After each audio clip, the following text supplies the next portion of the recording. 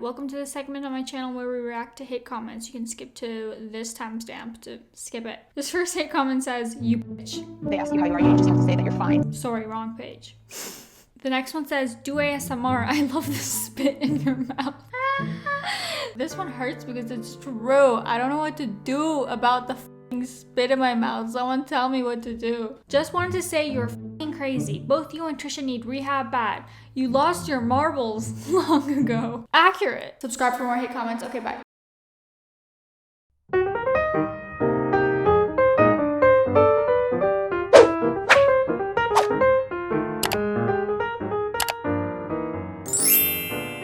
Hey guys, welcome back to my channel. Today's video is going to be about H3's roast of Trisha Paytas and her response to it, and then also Gabby Hanna's latest video exposing the truth about the Ricegum situation. But before we get into it, I'm doing an iPad giveaway and it's super easy to enter. It's literally like 2 steps, so make sure to check out this video if you're interested in entering. It's also going to be on the screen somewhere, so you can just click on that. Also, make sure to subscribe to this channel, turn your post notifications on, and give this video a thumbs up. All right, let's get into it. I just wanted to share this with you guys real quick. For Ethan Klein's birthday, they did a little bit of a roast on the H3 After Dark podcast, and then Dan read this comment. And congrats on your 300 pounds of weight loss since Frenemies. Oh, that is mean.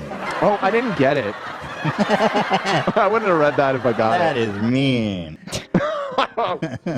People started telling Trisha Paytas about it, and she responded on her TikTok saying, I'm seeing this comment a lot, and like, I don't watch H3. I think I've made it clear from beginning start to finish that I don't think the H3 like sense of humor is funny, but a lot of people disagree with me. People call me obsessed, but all the stands are still coming over from them, like telling me this stuff. I mean, if fat shaming is what you gotta do for a joke, like it's 2021, like it's also me, and there's a lot more to come for me for than just my body weight. I mean, they also did do that, to be fair. It really doesn't affect me because I always hear comments about my weight and jokes. I don't believe this for a second. She's been saying this exact sentence for like years now, but she's also the person who very dramatically and publicly broke up with Jason Nash because he made a stupid dumb joke about both of them being overweight. So like, yeah, Trisha, there's no need to lie about it. There's nothing wrong about being sensitive to weight jokes. It is a really personal topic. I am as well. If you show your sensitivity on the topic, people would be less willing to joke about it. I mean, the haters online are gonna hate. That's a whole separate thing, but at least your friends and family and people around you know where to draw the line, right? Saying I'm fat and stuff, I keep seeing the 300-pound comments. I'm assuming it's from that. I don't know, and I don't care. Be nice to people.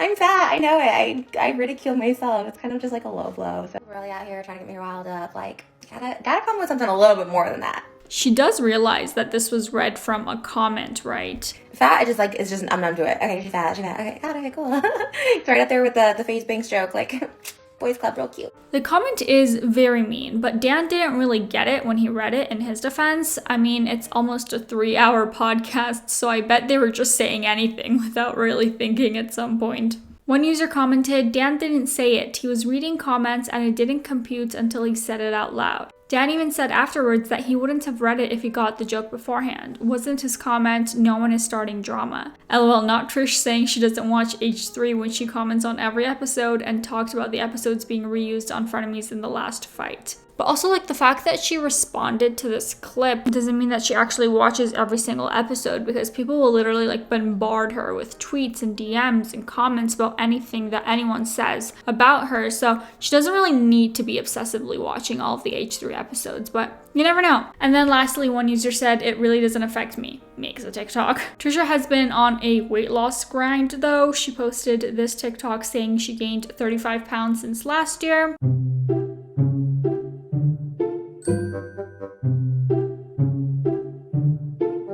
Then people were like, stop lying, you're heavier than that, which comments like this I don't understand at all. Like, why comment it? Absolutely unnecessary. Also, Trisha's not the tallest person out there, so it makes sense that she doesn't weigh that much. People are just mean, and this is coming from a self-proclaimed bitch, so you know that these people are mean. And Trisha's just feeding the haters by replying to them. Kind of comments are always funny to me because, like, why would I lie about this? But here we go. So Monday, I was at my heaviest at 234. This was today when I made the TikTok, and I was 226. So I was actually rounding up. And here's her talking about how she lost 8 pounds in 4 days. this. Yes, I used to watch Biggest Loser and I'd always be like, how do they lose 15 pounds in a week? And it's because like the larger you are, like the more weight you're gonna drop right away because it's like water weight. Also for me personally, I eat a lot of pasta and cheeses and I like never worked out. So really just not eating pasta, cheese and like working out. But yeah, I always do good on the first week. We'll see how the second week goes. This is only 4 days, so I'm not even done with the first whole week. But I have been doing my weigh-ins for YouTube and video and just like holding myself accountable. So we'll see. I don't know. I just want to feel better. I also have a wedding coming up and like, yeah, this was like the heaviest I've ever been. And so I was just like, okay, let me just like try, you know, not at the time, you know. One user said, please do not listen to Trisha for anything to do with weight loss or health. Someone said she lost 5%. Speaking of Trisha, a lot of people are blaming her for using the Free Britney movement as a way to detract from her latest scandal. She's been tweeting about it. She said, hearing Britney's voice like this is so strange but amazing. Like she finally has her voice and it's fucking incredible. She also posted an entire video about it on her main channel called This Is Not Okay. However, in response to the people that are saying that she's only using this to detract from her scandals, an old clip of Trisha has been resurfacing from like 2017, I'm guessing, so long before the Free Britney movement became so widespread, where Trisha was talking about and publicly supporting the Free Britney movement to her then boyfriend Sean. Take a look.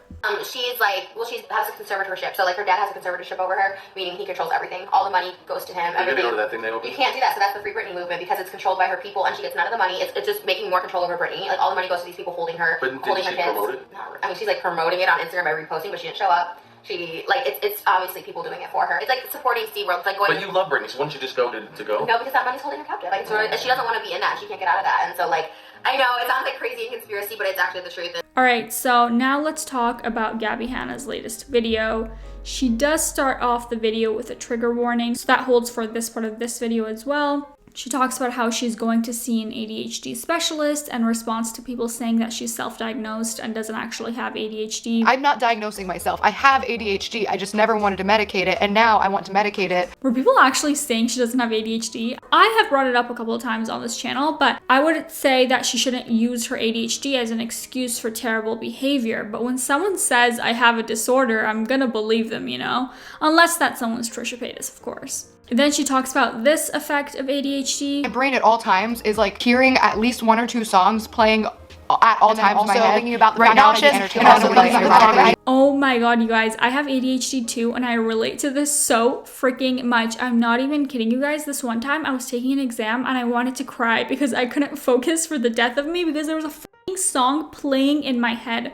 It's actually the worst. If you don't have this, I'm so jealous of you. I took Adderall for like a minute there and it helped, but it was just too intense for me, so I stopped. She talks about how mad she is about people talking about Khloe Kardashian's face and how people used to call her the fat and ugly sister and now they're complaining for all the work that she's getting done. Like, people can't win on social media. Words hurt regardless of where they're coming from. And when you're on that type of platform that Khloe Kardashian is on and people are constantly saying shit about the way you look, you're mean.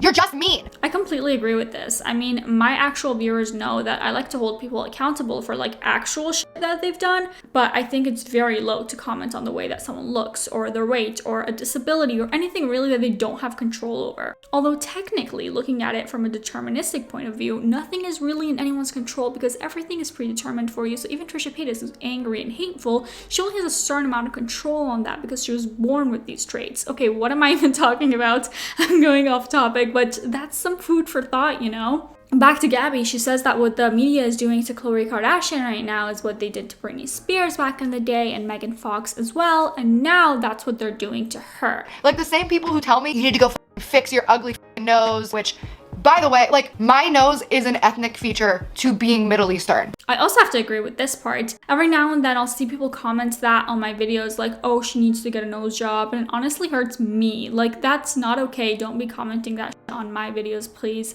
But then when I go and I get injections in my nose, then it's like, oh, you're so fake. You're sending the wrong message. Like, well, what do you want then? She talks about how Meghan Markle is getting slandered on the media by Piers Morgan, who got rejected by her years ago. If you have such a problem with Meghan Markle, then why are you so upset that she didn't want to go out with you again? And why would you want to go out with her in the first place if she's such a shitty person? And then she relates that to how a very similar thing happened to Gabby herself. If you remember the Reddit scandal that happened back in the Vine days, the guy who made that video was from her hometown, and Gabby later found out that his friend went to school with her and used to have a crush on her and was the one who told the guy to make the video. Hey, I'm not gonna say your name, but if you're watching this, I had a crush on you too in grade school. She then moves on to talk about how she has this reputation of starting drama and lying, and she just doesn't know where that came from because she was never the one to start anything. The first time someone said that to her was during the Ricegum situation, which is insane because she was literally physically assaulted. Because that wasn't starting drama to me. That was, I was assaulted at a party and my property was broken. The person who did it lied about it and then bragged about it and somehow got away with it. If you don't remember that situation, Ricegum talked shit about Gabby, but then Gabby confronted him at a party with a camera in his face. Ricegum got mad and threw her phone across the room and allegedly assaulted her. The phone was definitely shattered, but I don't know if the hitting part was confirmed. Here's what Ricegum had to say on the situation. Grab her phone. She kind of holds on tight though, because it's her phone. So I kind of had to use two hands to throw it on the floor and run away. She held her phone pretty tight. What about the scratches? Were those from you? Bro, I don't even have nails, and she like how? Those scratches actually. So she posted her bruises, and I don't even have nails, bro. I didn't scratch her. Snatch that shit quick as hell because I'm like, ooh, why you Spidey sense and shit. And then so quick. And then I did that, and then I was like, and then like she tried to get it back. So when did you hit her in the face? wait on it. Walked away and looked like a bitch, or I could have did something about it, and I did something about it. I grabbed her phone and I smashed it. I was like, enough is enough, you little stupid bitch. And then Ricegum goes on all these drama channels saying that Gabby was being obnoxious and shoving a camera in his face, and that the unspoken rule of YouTuber parties is not to film, which is not true, by the way, because there's evidence of Ricegum himself filming at that party.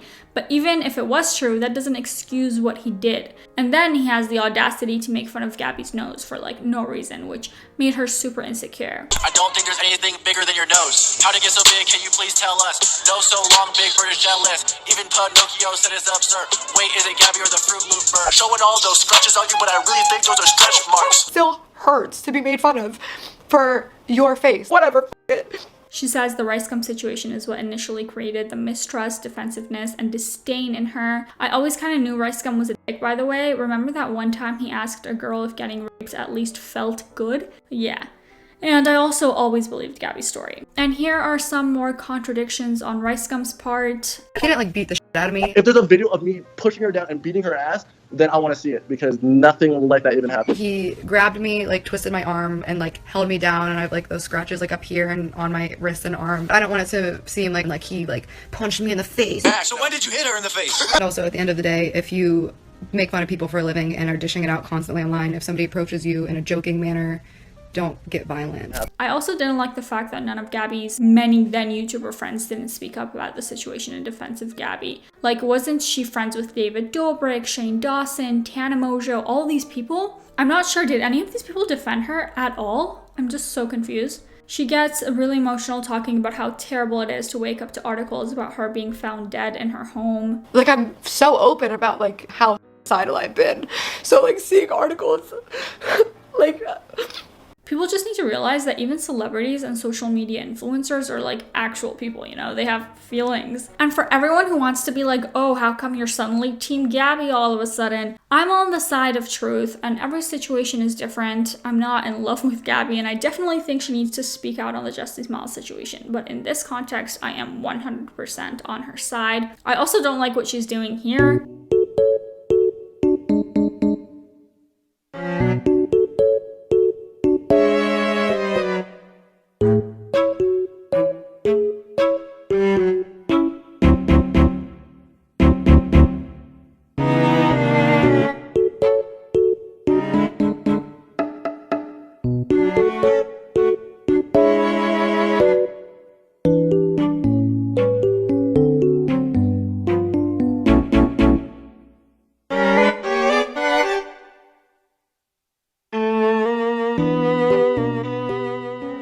Gabby actually disabled likes and dislikes on this video, so I'm not actually sure how the reception was, if people liked it or not, but the comments generally seem to be positive. Don't know if Gabby's, again, like deleting comments here. One user said, why did this all of a sudden make me want to be Gabby's best friend? The pinned comment says, she's trying to get her closure, so when you tell her to let it go, don't you think she's tried to? She's opening up after being silent for so long because she's always seen as the bad person. Another person said, dude, that part where he scratched himself as a way of trying to imply your injuries were self-inflicted, what an absolute dick.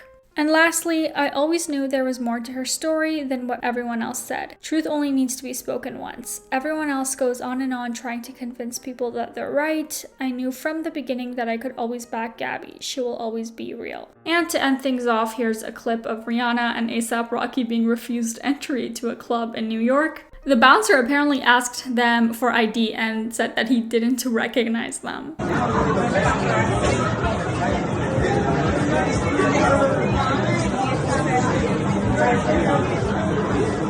And that was it for today's video, guys. Thank you guys so much for watching. I really hope you guys enjoyed this video. If you liked it, please make sure to give it a thumbs up and subscribe. I have been posting videos every single day, so stay tuned. Bye-bye.